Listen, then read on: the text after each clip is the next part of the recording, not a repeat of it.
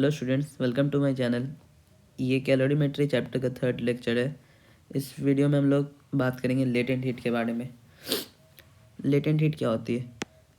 जैसे हम लोग ये नॉर्मल हीट पढ़ा है, जैसे मान लो हमारे पास एक ग्लास में वाटर है 10 डिग्री सेल्सियस में, हम लोग इसे हीट प्रोवाइड कर रहे हैं तो इसके क्या होता है, इसका टेम्परेचर बढ़ता है।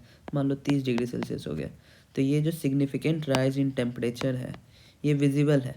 ये मतलब कि हमें मालूम चल रहा है कि हाँ टेम्परेचर राइज हो रहा है। तो किसके वजह से हो रहा है? ये हीट की वजह से हो रहा है। तो इसमें इस केस में हमारा हीट जो क्यू है वो किस लिए यूज़ हो रहा है? To rise the temperature, the temperature of the body. Normally इस केस में हमारा जो हीट प्रोवाइड करेंगे हम लोग वो बॉडी का टेम्परेचर को इंक्रीज़ करने के लिए यूज़ होगा। But in the case of state change, मान लो हमारे पास आइस ब्लॉक्स है, ठीक है, ये 0 डिग्री सेल्सियस पे, तो हम लोग इसे जो हीट प्रोवाइड करेंगे तो ये हमें आइस को हीट देते हैं। जैसे मतलब आइस हम लोग नॉर्मली छोड़ देते हैं तो क्या हो जाता है, वाटर में कन्वर्ट हो जाता है कि नहीं? वाटर में कन्वर्ट हो जाता है तो कितने डिग्री सेल्सियस में? 0 डिग्री सेल्सियस।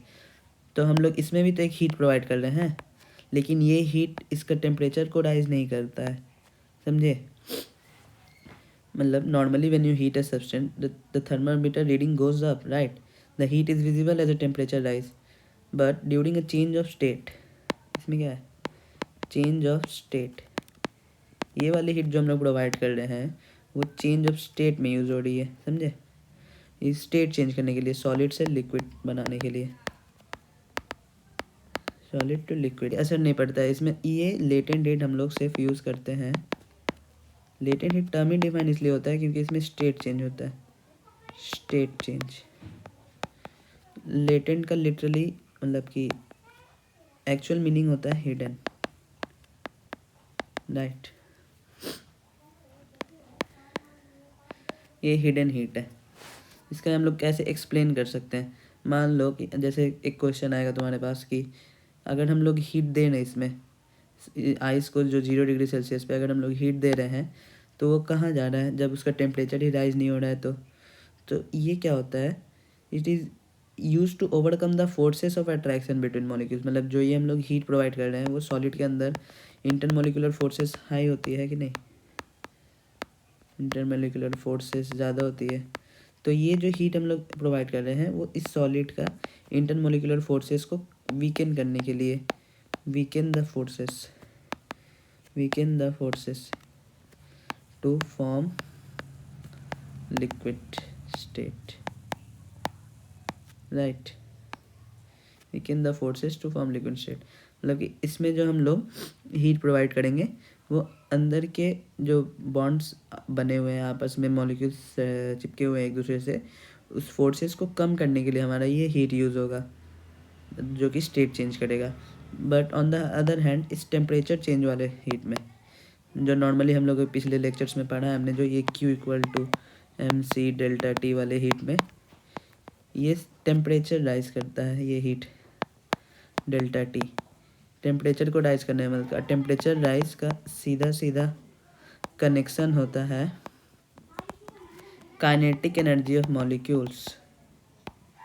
इसमें जो मॉलिक्यूल्स की काइनेटिक एनर्जी होती है उसे ये टेम्परेचर, इसे उसे ये हीट बढ़ाता है जो आपस में, तो जो मॉलिक्यूल्स का जो वाइब्रेशन होता है वो बहुत बढ़ जाता है, समझे? जल्दी ज़्यादा तेज़ वाइब्रेट करने लगता है, ज़्यादा तेज़ वाइब्रेट करने लगता है जिससे टेम्परेचर इंक्रीज़ होता है। बट इस चेंज ऑफ स्टेट वाले केस में वो हमें इंटरमोलिकुलर फोर्सेस वीक करता है, तो state change. For example during a change of state ice melting of water, right? Heat energy supplied, मतलब हम लोग हीट एनर्जी सप्लाई करेंगे। जैसे हमारे पास मान लो सॉलिड है आइस, ठीक है, हम लोग इसमें हीट सप्लाई करेंगे तो जो ये हीट हम लोग दिए हैं, मान लो ये 0 डिग्री सेल्सियस में, तो हम लोग हीट जो इसमें दिए हैं वो उसके अंदर का जो बॉन्ड्स बने हुए उसको ब्रेक करेगा, उसको ब्रेक करके दूर दूर लेके जाएगा, तो जो ये वाटर में कन्वर्ट हो जाएगा, राइट? ये मॉलिक्यूल इन लोग मान लो सॉलिड्स में ऐसे मॉलिक्यूल्स पैक्ड है, बट ये लिक्विड में दूर दूर far apart from each other they will present. तो this will increase the potential of energy of the molecules, और मॉलिक्यूल्स ज़्यादा रहेंगी। तो ये हीट जो हम लोग प्रोवाइड कर रहे हैं वो सिर्फ पोटेंशियल एनर्जी ऑफ मॉलिक्यूल्स को बढ़ा रहा है, इसका काइनेटिक एनर्जी में कोई इफेक्ट नहीं पड़ रहा है. No effect on kinetic energy of molecules. That's why therefore the temperature remains constant. इसे समझो ध्यान से. जो हम लोग मान लो हम लोग सॉलिड लिए हैं एक आइस 0 डिग्री सेल्सियस पे, तो वो कन्वर्ट होगा हीट जो हम लोग प्रोवाइड करेंगे तो वो वाटर बनाएगा कितना टेम्परेचर पे, वो टेम्परेचर 0 डिग्री सेल्सियस पे ही वाटर बनाएगा. हम लोगों ने क्या पढ़ा है कि जो हम लोग सॉलिड को हीट करते हैं, लेटेंट हीट जो हम लोग कहते हैं जिसको, वो उसके इंटरमोलिकुलर फोर्सेस को वीकेन करता है. तो इसका इंटरमोलिकुलर फोर्सेस, ये सॉलिड में आपस में पैक्ड है सब, तो ये far apart at a distance है, बहुत दूर. तो इसका क्या होता है, potential energy of the molecules is increased, right, but there is no effect on kinetic energy of molecules. मतलब कि इसमें कोई वाइब्रेशंस नहीं है, जो वाइब्रेशंस नहीं बढ़ रहे हैं, सिर्फ इसका डिस्टेंस अब फार अपार्ट हो रहा है. तो इसलिए द टेम्परेचर रिमेन्स कांस्टेंट, क्योंकि काइनेटिक एनर्जी पे कोई इफेक्ट नहीं पड़ रहा है. और जैसे हमने पढ़ा था, द टेम्परेचर राइज है और डायरेक्टली कोरिलेटेड है काइनेटिक एनर्जी ऑफ मॉलिक्यूल से. जितना मॉलिक्यूल्स ज़्यादा तेज वाइब्रेट करेंगी टेम्परेचर उतना ही राइज होगा. हाँ तो स्टूडेंट्स, इसमें हम लोग एक ग्राफ देखते हैं. ये लेटेंट हीट है हमारा, ये इसका फार्मूला होता है, मैं बात करूँगा इस फार्मूला पे अभी. ये इसका फार्मूला होता है. तो इसमें क्या होता है देखो, ये हम लोग ये इस वाई एक्सिस में देखना, हम लोग टेम्परेचर बढ़ा रहे हैं, टेम्परेचर यहाँ पे दिखा रहा है, और ये हीट, ठीक है. तो ये देखो शुरू में हमारा जो मान लो आइस है वो -30 डिग्री सेल्सियस पे था पहले, ठीक है.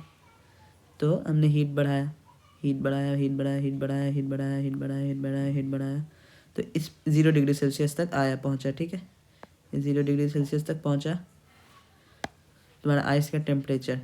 अब क्या होगा, अब जो हम लोग ये हीट बढ़ा रहे हैं, ठीक है, wait let me change this. अब जो हम लोग हीट बढ़ा रहे हैं यहाँ से लेकर यहाँ तक, इस पोर्शन में, ठीक है, इस पोर्शन में जो हमने हीट बढ़ाया है इतना, मान लो इसे H1 कहते हैं. ये जो हीट बढ़ाया हमने इतना, वो कंज्यूम हुआ है किस में, इस आइस को मेल्ट करने में, आइस से वाटर बनाने में. ये तुम्हारा कहलाएगा लेटेंट हीट. ग्राफ से समझना इसमें ज़्यादा आसान होगा. ये पोर्शन हुआ तुम्हारा जब आइस मेल्ट हो रहा है, इसे हम लोग कहेंगे लेटेंट हीट. फिर हमने टेम्परेचर फिर बढ़ाया, फिर बढ़ाया, फिर बढ़ाया. अब क्या हो रहा है, अब जो वाटर का टेम्परेचर है, मान लो वाटर 0 डिग्री सेल्सियस में कन्वर्ट हो गया, अब वाटर का टेम्परेचर बढ़ रहा है, बढ़ रहा है, बढ़ रहा है, बढ़ रहा है. कितना देर तक बढ़ा, 100 डिग्री सेल्सियस तक बढ़ा, ठीक है. फिर क्या हुआ, 100 डिग्री सेल्सियस तक बढ़ा. अब जो हम हीट प्रोवाइड करेंगे 100 डिग्री सेल्सियस में हो गया, अब ये वाली हीट जो हम लोग प्रोवाइड कर रहे हैं वो हो गया तुम्हारा लेटेंट हीट फिर से वापस, ओके. ये तुम्हारा लेटेंट हीट हो गया, ये वाला भी. और ये कौन सा हीट है, ये नॉर्मल जो हम लोग हीट प्रोवाइड करते हैं, Q equal to MC delta T वाला हीट है. ये Q इक्वल टू ML वाला हीट है, राइट. ये समझना थोड़ा एक इम्पॉर्टेंट है, लेटेंट हीट और नॉर्मल हीट के बीच का डिफरेंस. नॉर्मल हीट में हम लोग सिर्फ टेम्परेचर इंक्रीज होता है, whereas latent heat is used to change of state, right. Next चलो इसका फार्मूला हम लोग देख लेते हैं, फार्मूला क्या है. तो हम लोग लेटेंट हीट में एज सी है Q equal to MC delta T हमने पढ़ा. बट लेटेंट हीट केस में, in case of latent heat, जैसा हमने पढ़ा, temperature change is constant, means there is no change in temperature, right. There is no change in temperature, therefore delta T equal to 0 हो जाता है हमारा. इसलिए हम लोग ये वाला फार्मूला यूज़ नहीं करेंगे, हम लोग यूज़ करते हैं Q इक्वल टू ML. ये लेटेंट हीट का फार्मूला है, लेटेंट हीट. इसमें L क्या है, L क्या है तुम्हारा, L है स्पेसिफिक लेटेंट हीट. इसका ये होता है यूनिट होता है जूल पर केजी और जूल पर ग्राम. इसका हम लोग डेफिनेशन भी लिख सकते हैं, जैसे amount of heat required to change the state of 1 gram of substance without any rise in temperature is called specific latent heat। इसका यूनिट हो गया जब हम लोग 1 ग्राम किसी सब्सटेंस का स्टेट चेंज करने में कितना टेम्परेचर यूज हो रहा है उसको हम लोग कहते हैं स्पेसिफिक लेटेंट हीट। राइट,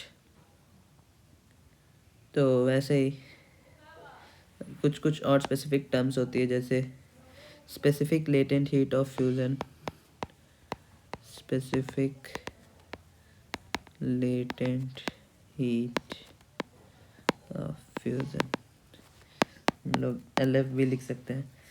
ये क्या होती है? The amount of heat energy required to change, लिख लेता हूँ, amount of heat energy required to change 1 gram of a solid into a liquid at its melting point, important keyword this is, its melting point without any change in temperature। ये भी इसका की point है।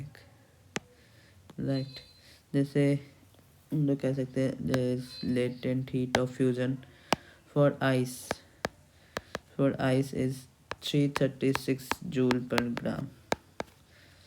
Fusion latent heat of fusion for ice इस कितना 336 joule per ग्राम। तो इसका मतलब क्या हुआ? इस जो हम लोग टर्म लिखे हैं latent of heat of fusion for ice is equal to इतना 336 जूल पर ग्राम। इसका मतलब ये हुआ कि 1 gram of ice at 0 degree Celsius takes 336 joule of heat to melt into water at 0 degree Celsius. हमारे पास 1 ग्राम ऑफ आइस है 0 degree Celsius में, तो इसको हम लोग कितना हीट देंगे? 336 जूल ऑफ हीट देंगे, तब ये वाटर में कन्वर्ट होगा 1 ग्राम 0 डिग्री सेल्सियस वाटर। तो ये जो हम लोग हीट दिए हैं वो है LF। राइट, 336 जूल, ये Q है, सॉरी Q लेटेंट हीट है। नेक्स्ट हम लोग देख लेते हैं specific latent heat of vaporisation. दोनों कॉन्सेप्ट सेम है। Specific latent heat of vaporisation से क्या है? The amount of heat energy, लिख लो इसे, amount of heat energy required to change 1 gram of liquid into gas at its boiling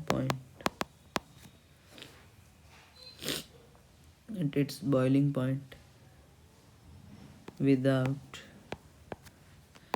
any change in temperature is called latent heat of vaporization। ठीक है, तो इसका भी होता है LV से हम लोग इसे डिनोट कर सकते हैं। ये होता है 2260 joule per gram for water. मतलब कि जब वाटर स्टीम में कन्वर्ट होगा 100 डिग्री सेल्सियस हो, वाटर स्टीम में कन्वर्ट होगा 100 डिग्री सेल्सियस, तो कितना हीट एब्जॉर्ब करेगा 2260 जूल। ठीक है, इसका मतलब वही हो गया कि 1 gram of steam eight 100 degree Celsius takes 2260 joule of heat to form 1 gram of steam at 100 degree Celsius.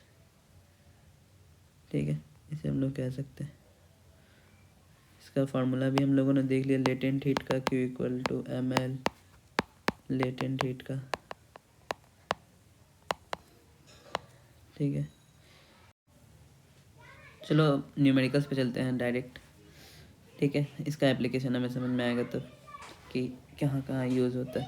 तो मान लो हमारे पास फर्स्ट क्वेश्चन है कुछ इस प्रकार से, find the amount of heat required to change 20 gram of ice at -10 degree Celsius to water at 20 degree Celsius. हमें specific heat capacity of water दिया हुआ 4.2 joule per gram degree Celsius. Specific heat capacity of ice दिया हुआ हमें 2.1 joule per gram degree Celsius. फिर specific latent heat of fusion दिया हुआ है हमें, कितना दिया हुआ है यहाँ, इसका नॉर्मली 336 जूल पर ग्राम। तो इस टाइप के क्वेश्चन, ये बहुत बेसिक नॉर्मल टाइप के क्वेश्चन जो कि आते भी एग्ज़ाम में, इसे सॉल्व करने के लिए हम लोग डायग्रामेटिक अप्रोच यूज़ करेंगे, जिसे हम लोग बहुत ही ईजिली इस क्वेश्चन को सॉल्व कर सकते हैं। ठीक है, जो देखो हम लोग के पास पहले क्या दी हुई है, आइस कितना 20 ग्राम, टेम्परेचर -10 डिग्री सेल्सियस। तो और कहाँ तक हम लोग को जाना है, आइस से जाना है वाटर -10 से 20। तो आइस से वाटर जाने के लिए हम लोग पहले आइस से आइस जाएंगे 0 डिग्री सेल्सियस तक, राइट। तब ये जाके स्टेट चेंज करेगा अपना वाटर, इसकी टेम्परेचर अभी चेंज होगी, टेम्परेचर चेंज नहीं होगी अभी। फिर वाटर बनेगा ये, हम लोग और हीट देंगे तो कितना 20 डिग्री सेल्सियस पर। ठीक है, तो पहला हीट देने से हम लोग का आइस का टेम्परेचर बढ़ा -10 से 0। फिर दूसरा बार जब हम लोग हीट दिए तो 0 से 0 टेम्परेचर सेम रहा, सिर्फ स्टेट चेंज हुआ। फिर ठीक है, फिर थर्ड टाइम जब हम लोग हीट देने पर ये स्टेट टेम्परेचर चेंज हुआ। तो जहाँ पे टेम्परेचर चेंज हो रहा है वहाँ पे हम लोग टेम्परेचर चेंज वाला हीट का फॉर्मूला यूज़ करेंगे, कौन सा, mc डेल्टा टी। जहाँ पे टेम्परेचर नहीं चेंज हो रहा है, टेम्परेचर कांस्टेंट, स्टेट चेंज हो रहा है, वहाँ पे हम लोग लेटेंट हीट का फॉर्मूला यूज़ करेंगे। वैसे ही जहाँ पे फिर टेम्परेचर यहाँ पे देखो चेंज हो रहा है तो हम लोग mc डेल्टा टी। तो हम लोग इसको डायरेक्ट ऐसे लिख सकते हैं, total heat energy to Q1 plus Q2 plus Q3, बस हो गया। mc इसमें क्या होगा, आइस और delta T plus m latent heat of fusion plus mc of कितना वाटर इंटू डेल्टा टी। मास कितना है 20, specific heat capacity of ice कितना है 2.1, टेम्परेचर कितना चेंज हो रहा है ये देखो 10, इसका चेंज इन टेम्परेचर कितना है 10, राइट। प्लस मास कितना है 20, लेटेंट हीट ऑफ फ्यूजन कितना दिया हुआ है 336, प्लस मास कितना है 20, specific heat capacity of water क्या दी गई है हम लोग को 4.2, और यहाँ पे इसका ये देखो टेम्परेचर कितना चेंज हो रहा है 0 से 20, तो 20 डिग्री सेल्सियस। इसे कैलकुलेट कर लो, 20 इंटू 21 कितना हो जाएगा 420 plus 336 into 26,720 plus 20 into 42 into 2 1680, तीनों को प्लस करके लिख लो 6720 प्लस 420 प्लस 1680 820 जूल। ये टोटल हीट हमें लगेगा। ये बहुत नॉर्मल सा क्वेश्चन हम लोग ऐसे ही सॉल्व करते हैं, इस कॉन्सेप्ट हमें समझ में आएगा कि हम लोग को कैसे यूज़ करना है। ठीक है। क्वेश्चन हम लोग देख सकते हैं। मान लो हमसे पूछा है amount of heat energy required to change 2 kilogram of steam at 120 degrees Celsius to water at 20 degree Celsius. इसे 100 डिग्री सेल्सियस पे मानो direct, to water at 20 degree Celsius. मतलब क्या, इसको हम लोग फिर से वैसे ही करेंगे। हमारे पास स्टीम है, कितना स्टीम है 2 kg, कितना टेम्परेचर इसका 100 डिग्री सेल्सियस। ये किस में कन्वर्ट होगा, पहले वाटर में कन्वर्ट होगा, राइट। कितना 2 kg का 2 kg रहेगा, इसका टेम्परेचर भी सेम रहेगा, इसमें कोई टेम्परेचर चेंज नहीं होगा क्योंकि ये स्टेट चेंज है, ठीक है, राइट, स्टेट चेंज। अब यहाँ पे अब फिर से हम लोग हीट जो प्रोवाइड करेंगे, अब इसका वाटर का टेम्परेचर चेंज करेगा, मतलब कि sorry amount of energy required to cool down हो जाएगा, ये चेंज नहीं, मतलब स्टीम को ठंडा कर रहे हैं ना, तो कितना हीट एनर्जी लगेगा ठंडा करने में स्टीम को, तो ये 20 डिग्री सेल्सियस, ठीक है। इसमें वही फॉर्मूला यूज होगी MC डेल्टा T, क्योंकि ये टेम्परेचर चेंज हो रहा है, राइट, चेंज। फिर हम लोग को इसमें दिया गया है जो यूज़ होगा हम लोग को, specific heat capacity of water दिया हुआ है 4.2 जूल पर ग्राम। फिर latent heat capacity of vaporisation दिया हुआ है कितना 2260 जूल पर ग्राम, जो हमने पढ़ा। हम लोग इसे डायरेक्ट ऐसे लिख सकते हैं, टोटल हीट लॉस्ट होगा तभी तो, हीट लॉस करेगा तभी तो टेम्परेचर कम हो रहा है ना, राइट। हम लोग इसको ऐसे लिख सकते हैं ML plus MCW delta T।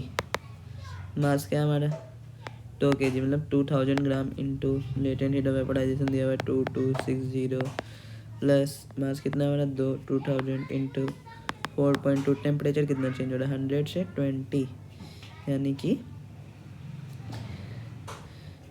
100 से 20 यानी कि 80 डिग्री सेंटीग्रेड, सॉरी ये 80 हो जाएगा सिर्फ। जूल्स पर ग्राम 80, इसमें कभी -80 मत रखिएगा, ठीक है। अब इसको पहले स्टेट चेंज पर लगा दो और आंसर आ जाएगा टोटल। हाँ, एक बात याद रखना, तुम अगर कंफ्यूज हो रहे हो कि ये डेल्टा T हमने पढ़ा था temperature final minus temperature initial, तो ये -80 आएगा अगर हम लोग 20 - 100 करेंगे तो। लेकिन हमें ऐसा नहीं करना, हमें माइनस साइन नहीं लेना, टेम्परेचर चेंज को हमेशा पॉजिटिव लेंगे, कुछ भी हो जाए हमेशा टेम्परेचर चेंज को पॉजिटिव ही लेना है, ठीक है।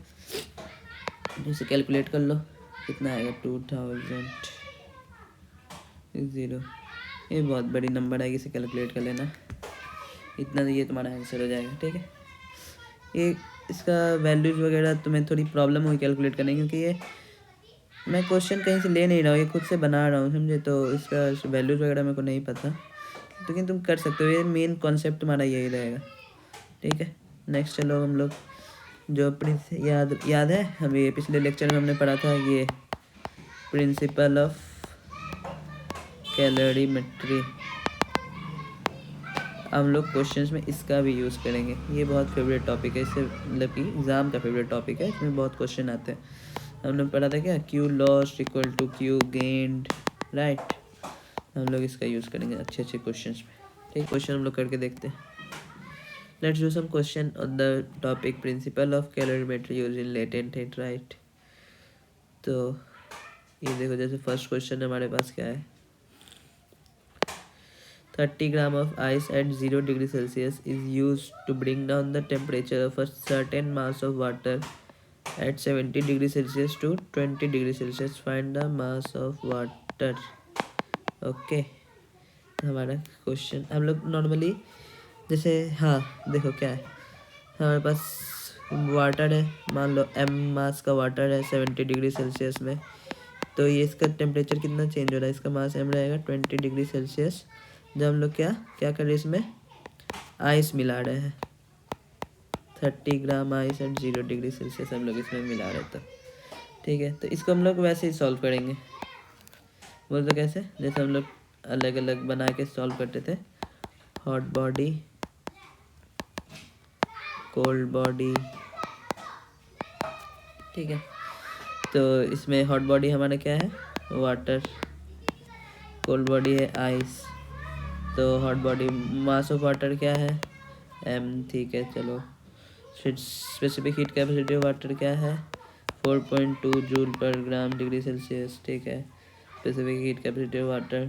फिर चेंज इन टेम्परेचर कितना है, देखो 70 से 20 डिग्री सेंटीग्रेड चेंज हो रहा है। ऐसे करेंगे, मैंने चेंज इन टेम्परेचर नहीं लिखते, पहले इनिशियल टेम्परेचर कितना है इसका, टी इनिशियल, टी वाटर कितना है 70 डिग्री सेल्सियस, राइट।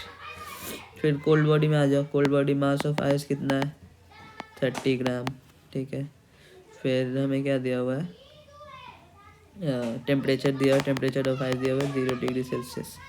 अब देखो क्या होगा,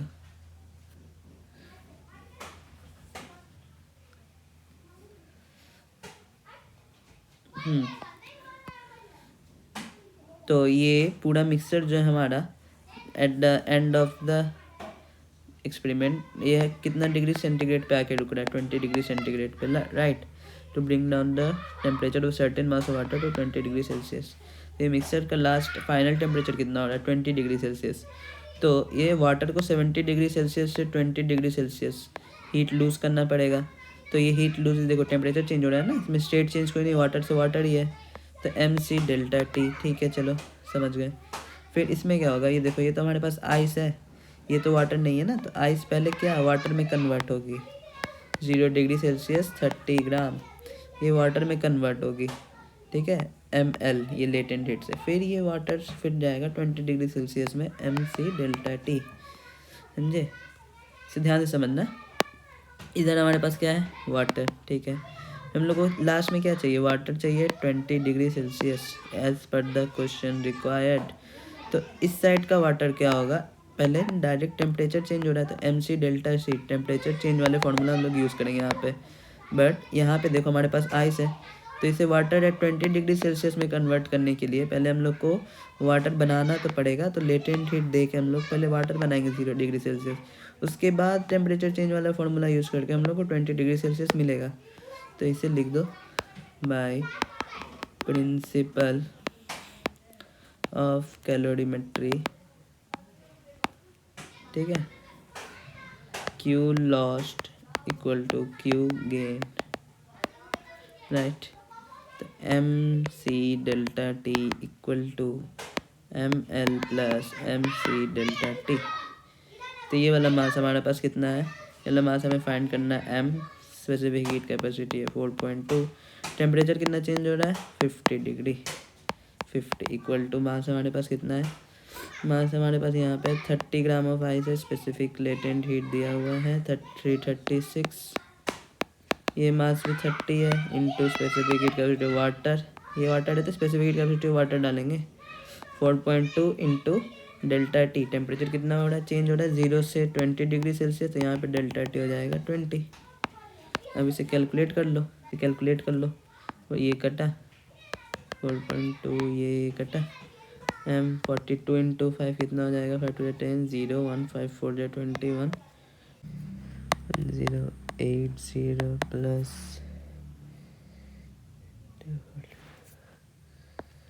520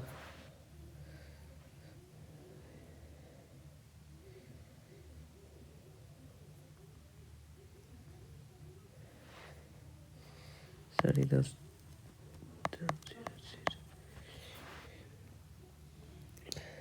10 बाय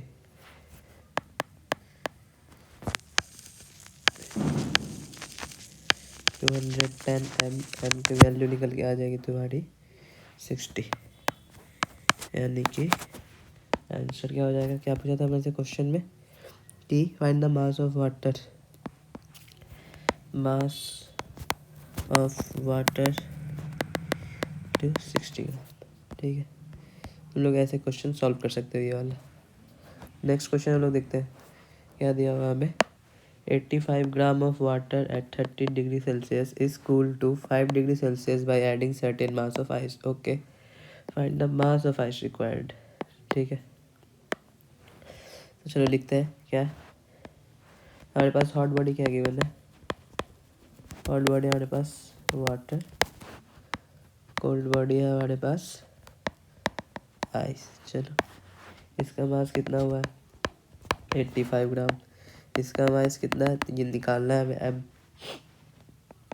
इसका इनिशियल टेम्परेचर कितना है 30 degree Celsius, specific heat capacity दिया हुआ है 4.2, इसका लेटेंट हीट ऑफ फ्यूज़न दिया हुआ है 336 जूल पर ग्राम। ठीक है, तो अब क्या दिया हुआ है देखो यहाँ पे इक्वल टू 5 डिग्री सेल्सियस, मतलब इसको हमें 5 डिग्री सेल्सियस पे लाना है।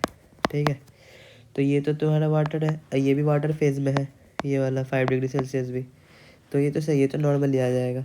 लेकिन ये जो आइस दिया हुआ है I adding certain mass of ice, तो देखो इस मास में दिया हुआ है तो इसका इनिशियल टेम्परेचर कुछ नहीं दिया हुआ है, तो हम लोग हमेशा इनिशियल टेम्परेचर अगर नहीं दिया हुआ है तो इसे 0 डिग्री सेल्सियस कंसिडर करेंगे। ठीक है, तो पहले क्या होगा, पहले ये आइस 0 डिग्री सेल्सियस से 0 डिग्री सेल्सियस वाटर बनेगी, राइट। तो उसमें इसको कितना हीट लगेगा, लेटेंट हीट ml।